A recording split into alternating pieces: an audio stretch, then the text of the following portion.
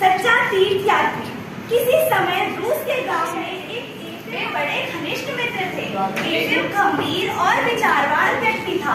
वह अपने परिवार की देखभाल बड़े ध्यान से करता था। एलिशा ना धनवान था और ना ही निर्धन। वह मधुमक्खियां पालकर अपना और अपने परिवार का पेट पालता था। वह बड़ा दयालु था और प्रसन्नचित्त व्यक्ति था। अपने परिवार एवं पड़ोसियों के साथ वह शांति से रहता था। दोनों मित्रों ने बहुत पहले साथ साथ यरूशलेम जाने की तीर्थ यात्रा करने की प्रतिज्ञा की थी। एलिशा तो सदा चलने को तैयार रहता था, परंतु एफिम को समय नहीं मिल पाता था। उसके पास सदैव कुछ न कुछ काम रहता था। एक काम समाप्त होता तो दूसरा काम शुरू हो जाता। एक दिन एलिशा ने जोर देते हुए कहा, क्यों मित्र, तो हम की प्रतिज्ञा कब पूरी करेंगे? अभी हमें थोड़ा प्रतीक्षा करनी चाहिए कि मेरे पास अभी उतना धन नहीं। एफिम हंसा और बोला,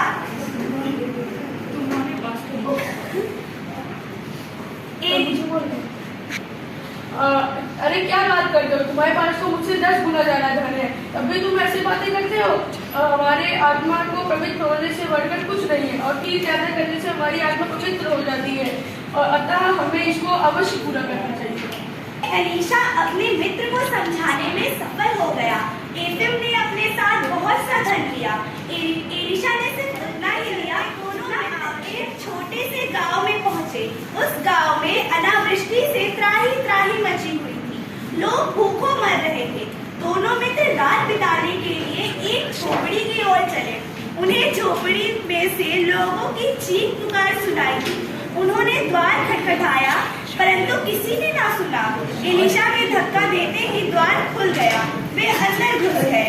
झोपड़ी का वातावरण बहुत ही दुर्गंधपूर्ण था। एक स्त्री भूमि पर मरणासन अवस्था में पड़ी थी।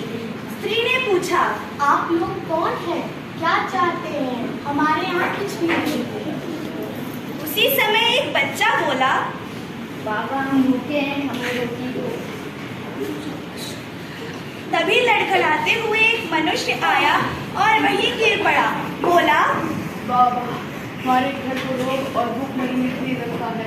मेरा बेटा भूखा और मर रहा है। एलिशा ने अपना थैला खोला और उसमें से रोटी का एक टुकड़ा लड़के की ओर बढ़ाया। लड़का रोटी के टुकड़े पर टूट पड़ा और देखते ही देखते उसने उसे साफ कर दिया। उस स्त्री और पुरुष को भी उसने 2-2 रोटियां दी।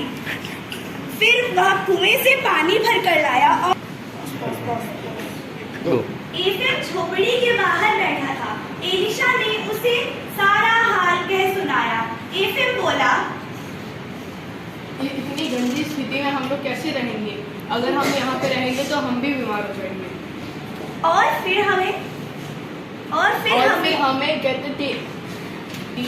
हमें तीर्थ यात्रियों को तो जाना है। एलिशा ने उत्तर दिया, मित्र आप चले, मैं इन लोगों को ऐसी अवस्था में नहीं छोड़ सकता हूँ। मुझे थोड़ी देर तक रुक के इनकी सेवा करनी ही होगी। एफिम अकेले ही चल दिया।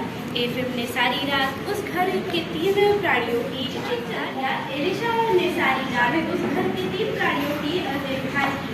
सवेरा होते ही उसने घर की सफाई की, चूल्हा जलाया, भोजन पकाया। घर के लिए जो आवश्यक चीजें थी उन्हें स्वयं ही मोल में ले आया, क्योंकि झोपड़ी में भी न था। घर के लोगों ने अपना पेट भरने के लिए एक करके घर की सारी चीजें बेच दी। 1 दिन, 2 दिन और फिर तीसरे दिन बीत गया। उसे समझ में आया कि क्या करा जाए। एक ओर वह सोचता कि मुझे जाना चाहिए और दूसरी ओर उन लोगों की दशा देखकर उसका हृदय भरा था।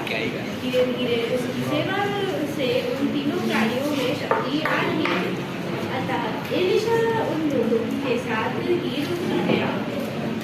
उसने उन लोगों के दूध के एक मनुष्य नहीं, देवदूत हैं। ऐसे भले लोग संसार में नहीं हैं। रुपए खत्म हो चुके थे, अतः उसने यरूशलेम जाने का विचार छोड़ दिया और घर की ओर चल पड़ा। उधर एफिम गांव की झोपड़ी छोड़ने के बाद जितना शीघ्र हो सका यरूशलेम की ओर चला। वहां पहुंचकर वह प्रार्थना करने के लिए गिरजाघर में गया। बड़ी भीड़ थी। उसे सदैव अपने धन की चिंता लगी रहती थी। प्रार्थना करने के समय भी वह टटोल कर देख लेता कि भीड़ में कोई उसकी जेब ना काट ले। प्रार्थना में उसका मन ना था। गिरजाघर के भीतरी भाग में 36 दीपक जल रहे थे। किसी भी तीर्थयात्री को वहां जाने की अनुमति न थी, परंतु दीपकों के प्रकाश के पीछे उसने एक ऐसा दृश्य देखा जिससे वह आश्चर्यचकित हो गया। दिखाई दिया। अगले दिन एफिम गिरजाघर में गया। उसने गिरजाघर के भीतरी भाग में दीपकों के पास अपने मित्र एलिशा को पागी की तरह हाथ फैलाए खड़े देखा, परंतु प्रार्थना समाप्त होने के बाद वह उस दिन भी अपने मित्र को न पा सका। तीसरे दिन भी यही बात हुई। एफिम यरूशलेम में 3 सप्ताह रहा। वह प्रतिदिन गिरजाघर में जाता और वहां अपने मित्र को विशेष स्थान पर गंभीर मुद्रा में खड़ा देखता, परंतु इसके बाद भी उसका कहीं पता न लगता। अब एफिम अपने घर की ओर चला और रास्ते में वह उस गांव के झोपड़े में पहुंचा जहां हमारे साथ ठहरिए और भोजन कीजिए। एक आदमी ने हमारी प्राण रक्षा की। एफिम समझ गया कि वह स्त्री एलिशा के विषय में ही बात कर रही है। उसके संबंध में पूछने पर स्त्री ने कहा, मैं नहीं जानती वह कौन था, मनुष्य अथवा देवदूत। वो हम सबसे प्रेम करता था और दया करता था। अगर वह न आया होता तो हम मर गए। प्रातःकाल वह अपने गांव की ओर चल दिया। गांव में पहुंचकर सबसे पहले एलिशा के घर गया।